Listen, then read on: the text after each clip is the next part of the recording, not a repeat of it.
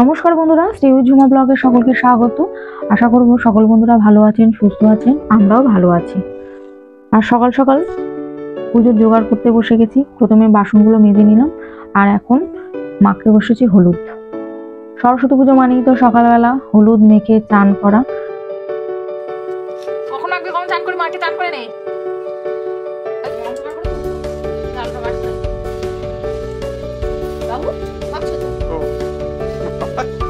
আগে মুখে মেখেছিস বাবু? মুখে মাখে নি, তুই গালে মেখেছিস। ভালো করে মাখ, মুখটা মাখ, গালগুলো ভাবকে মাখে দাও, ঠিকঠাক করে মাখে দেয় কিভাবে মেখেছে। তোকে নিচেটা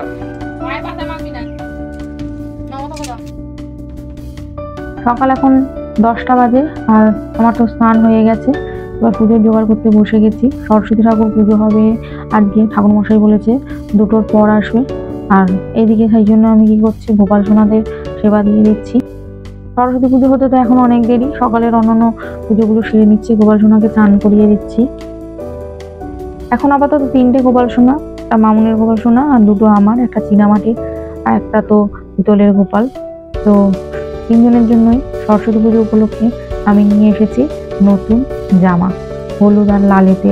3 জনের জন্য একই ডিজাইনের, মানে একই রঙের অনেকটা দেখতে জামা নিয়ে এসেছি। কেনই বা হবে না বলুন, সবাই নতুন নতুন জামা পরে ঘুরবে, আর গোপাল সোনারা নতুন জামা পরবে না? সেই জন্য প্রত্যেক বছরই ওদের জন্য আনা হয়, তাই এই বছরও ওদের জন্য নতুন জামা নিয়ে এলাম। দেখুন সবাইকে সাজানো গোজানো হয়ে গেছে, আর কেমন লাগছে আমার ঠাকুরের সমস্ত সাজানো গোজানো। এবার শুধু গোপাল সোনাকে একটু খেতে দেবো। আর এইদিকে আলপনা দিতে হবে। গরিবের কুড়ে ঘরের আলপনা বন্ধুরা কেমন হচ্ছে অবশ্যই কমেন্ট করে জানাবেন যে আলপনাটা কেমন হলো। আর এইরকম এবড়ো খেবড়ো ঘর আলপনা তো ঠিকঠাক মতন দেওয়া হয় না, খুব সুন্দর করে আলপনা দিতে পারি না।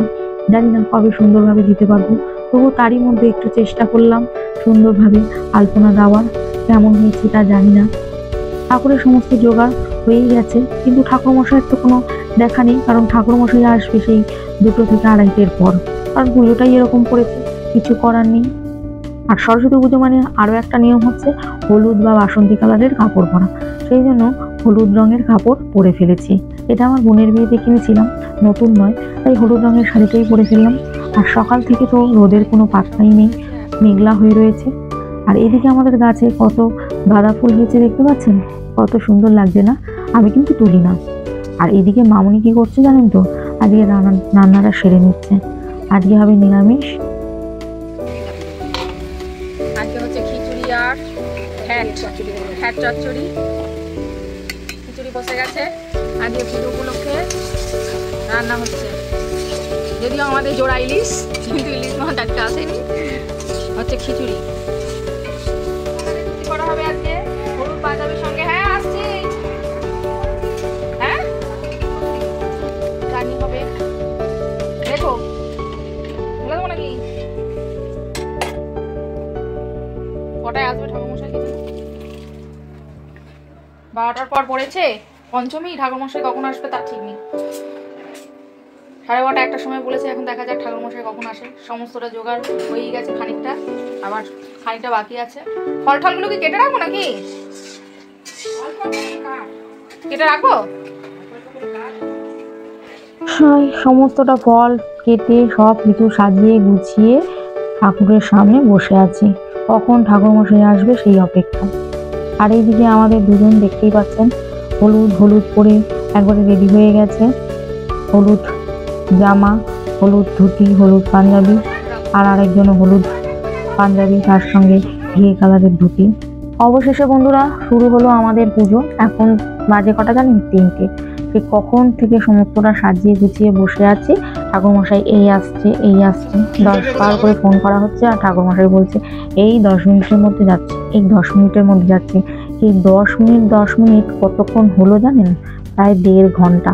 তো যাই হোক, 1.5 ঘন্টা হলেও পুজো শুরু হয়ে গেছে।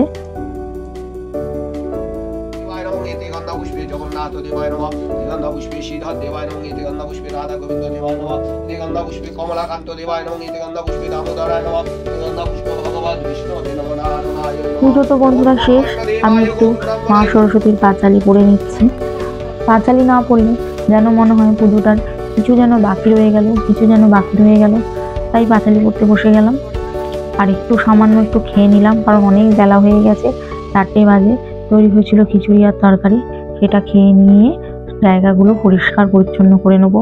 ফেলে রাখবো না, পড়েই থাকবে। আজ করছি, কাল করছি, পরশু করছি করে বাসন কুসন সমস্তটা পরে রাখবে, আর দেখতেও ভালো লাগে না। তাই জন্য সব কাজগুলো সেরে নিলাম। আর এইদিকে এখন বাজে 5:30, আর মামুনি বসে গেছে প্রার্থনায়। আমাদের অনুকূল ঠাকুরের সকাল সন্ধ্যে প্রার্থনা। যারা অনুকূল ঠাকুরের দীক্ষিত তারা অবশ্যই এটা বুঝবেন। তাই জন্য বসে গেলাম। আমি খুব একটা করি না, তবুও আজকে বসে গেলাম। সরস্বতী পুজোর দিনে আমার এই ছোট্ট ব্লগটি বন্ধুদের কেমন লাগলো তা অবশ্যই কমেন্ট করে জানাবেন। যদি ভালো লেগে থাকে তাহলে অবশ্যই একটা লাইক করে দেবেন। আর আমার পরবর্তী ভিডিওগুলি দেখার আগ্রহ থাকলে চ্যানেলটি সাবস্ক্রাইব করে রাখার অনুরোধ রইল। আজকে এই পর্যন্ত বন্ধুরা, আজকের মতন টাটা।